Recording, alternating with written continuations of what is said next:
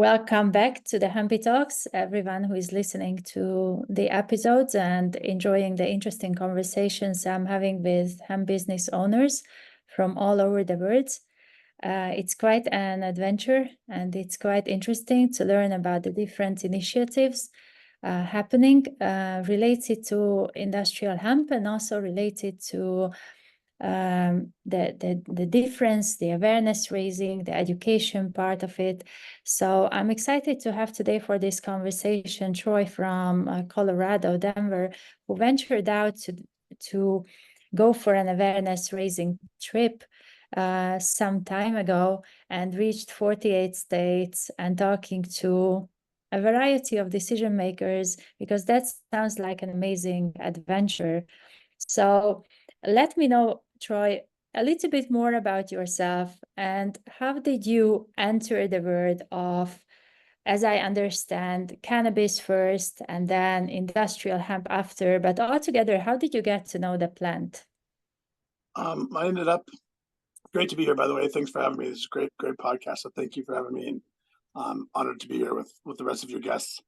I started back in 2013. I ended up getting really sick on prescription medication when I was in Germany, and ended up in the hospital for about a month and lost my eyesight and all sorts of things. And I just started a marijuana company in Colorado, an edibles company, and I didn't know anything about cannabis. So while I was in Germany, I had that month to just start reading about cannabis, what it is, what it can do, and found out that it's not just marijuana, right? It's hemp, and it's all sorts of things. It's fiber, it's fuel, it's building materials, it's soil regeneration. It's so much more than getting high, right? And so I started on the getting high piece because it was a business venture, and ended up falling in love with all the plant can do.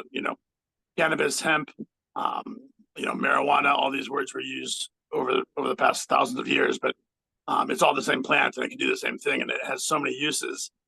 The fact that it was demonized was an economic coup, essentially, back in the day by the Rockefellers.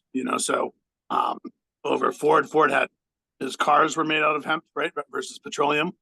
They would literally biodegrade in over time. The car would run on hemp fuel as a biofuel versus petroleum. So there was a lot of amazing stuff, and I naively thought I would just go tell the government, "Oh, hey, here's the information I found. Let's get everything. This is the best way to move forward." And I really thought that they would see the same way I did. Yes. So I got a bus and drove around the country, followed the primaries in 2016, and including Donald Trump and Hillary Clinton and all sorts of characters on both sides, Republicans and Democrats. And it was interesting to see how the process worked and how the government works, and how lobbying and changing laws, how we go about that. We were able to change the laws to allow for industrial hemp in the 2018 Farm Bill. And I mean, really set off a multi-billion-dollar industry as a result of that adventure. Lovely. First, just let me acknowledge you for venturing out and coming up with the idea to go to different states, to understand the process, to be proactive, and to meet people who are decision makers there, and they have the power to create new law, modify the existing one. So absolutely well done for that. Thank you. As a first question that comes up, what were those common questions that were asked from you when you were having these conversations in the different states with the big guys, small guys, people who were ready to meet you and listen to you? What kind of questions did they ask you? I mean, the first major obstacle to overcome is hemp marijuana, right? Is it the same thing, right? And obviously it's the same plant, but it's much different use of the plant, and a much different from a legal standpoint. In America, hemp is anything with 0.3% THC or less at the time of harvest. And marijuana is, 8%, 10, 20, 30 plus percent THC, right, at the time of harvest. So marijuana is used for smoking, hemp is used for pretty much everything else. And so when I started back in 2016, Delta 8, HHC, the other cannabinoids from hemp and from cannabis weren't really in the market yet, right? So we had Delta 9, we had CBD, CBN, maybe CBG. But then once, 2018 forward, they were starting to make products from hemp that would get you high. So we would always say hemp cannot get you high, right? But it can provide clothing and food and shelter. But in reality, hemp is cannabis, and there are compounds on the cannabis plant, on the hemp plant, that can get you high, right? And that's demonized as a bad thing, but it's not. No one's ever died from an overdose of hemp or cannabis. And so it's not, getting high is demonized, but it's not the end of the world, right? It's just a different frame of different mindset for a moment or two, right? So it was a very big lift to help legislators and people understand that, what, you can't smoke my shirt, you can't smoke. We had a hemp panel from a BMW car. You can't smoke a car panel, right? So it helped to understand that there's a different place for different components of this plant. So that was the hardest lift, is just helping them understand that legally and legally they're very different things, hemp and marijuana. Right. And this is the common confusion, and this is a confusion you and I, we both know that it has been around for centuries. What is it that's making it difficult to understand, or is it an intentional block not to allow this to enter the market? And when I say this, I refer both to industrial hemp and both cannabis, because they both seem to be, equally struggling to enter the markets. Maybe with industrial hemp, we feel it a little bit more just because it has connection with many more industries than cannabis does. But equally, there seems to be a resistance to allow them entering the different industries to bring in amazing changes. So is it something truly a lack of understanding with the rational mind, or this is something that is on pretense of not understanding, an actual block not allowing it to enter the markets? Great question. So I think twofold. I think, the public, right, in general, there's been propaganda since 1930s, right, that the cannabis, right, is evil, and they called it marijuana with an H, right, to pass a law to get it through so people wouldn't object, right? It was very sly, kind of under the radar type of activity, demonizing marijuana in the first place. And same thing with alcohol, with ethanol. The prohibition wasn't about people drinking too much. People drink, I think, 2 or 3 times more per capita today than they did in the 1930s when prohibition came. Prohibition was about blocking ethanol as an actual fuel for cars in favor of petroleum. So just like marijuana tax act was about blocking marijuana. They made it racist and demonized it. They wanted to block marijuana, not to block the smoking of marijuana. They wanted to block marijuana so they could block all the things that marijuana, that hemp, that cannabis could do, all the things that come from the stock, all the biofuels, all the bioplastics that we can do now, the animal feed.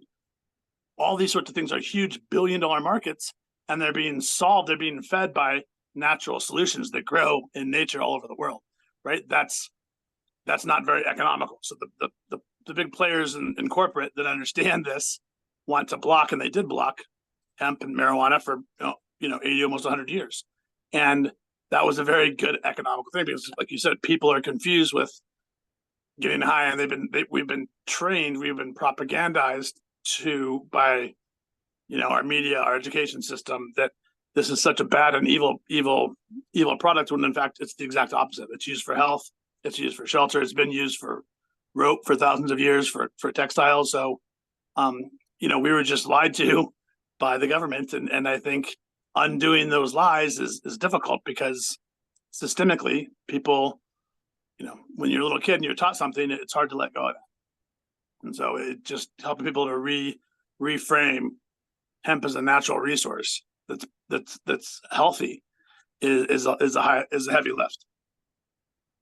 Absolutely right, and absolutely true about the systemic thinking, and how through meddling with education and educational systems and challenging critical thinking, and instead projecting like mainstream so-called stereotypes, dogmas, you name it, to put things in a box, it actually provides safety for those who don't want the bigger change, that the healthier options to kind of emerge from different solutions.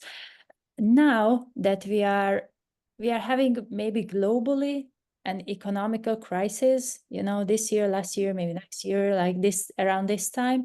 And also we are coming to the end of those resources available to us. So they are finite resources, and we still continue building, and we still continue challenging concepts like degrowth, that stop growing and using more, just draw the limit, what means to have enough.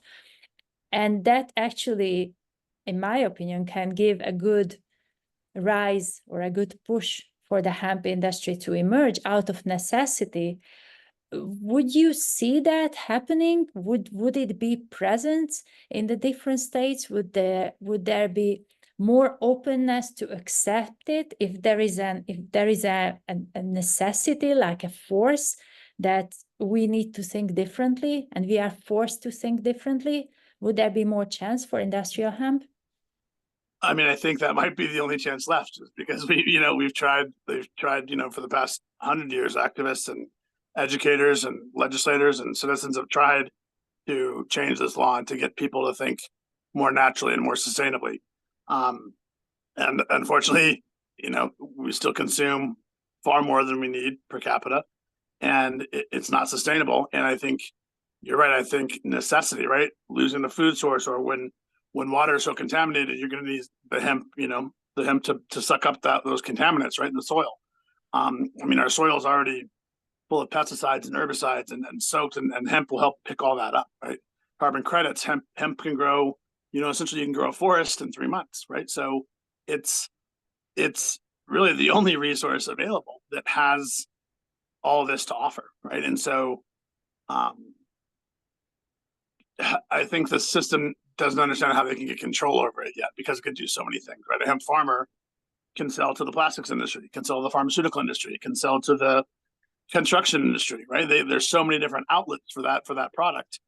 It really gives the farmer a lot more economic value, and and there's not all the intermediaries in between. So it really allows the economic process to flow more fluidly, right, without all the intermediaries.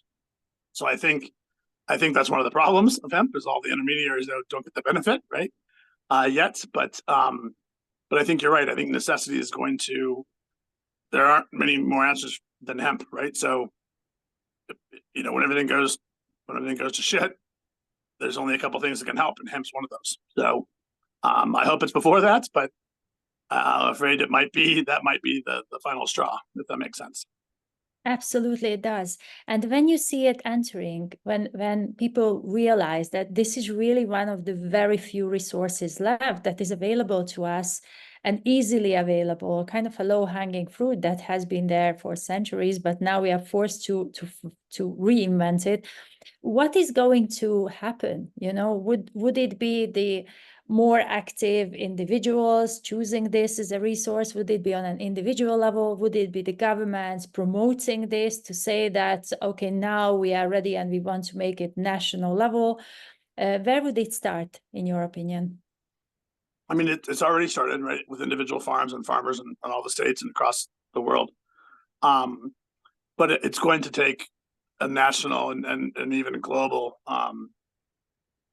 resources to get hemp to the place that we need it to start sucking up the carbon in the air and start cleaning up the soil. It's going to be, I believe, it's going to need a national mandate, much like we had in World War I and World War II, like the Hemp for Victory campaign. It was required for the war, right? We've now made all that stuff out of synthetic material, but it's required for our health. It's required for, it's going to be required to help America get back and stabilize, the world get back and stabilize, right? So I think it's going to require government mandates and government promotion, right, and media promotion to the same level that they promote alcohol, or they promote, nationalism, right? Any of these things, hemp needs to be promoted at that same level. It's that much of a need, right? So I think it's good that people start doing it and people can drive it, but it's going to take correct government education, to really help people understand and start utilizing it, I think. Right. Definitely, there is a lot of truth in what you are saying.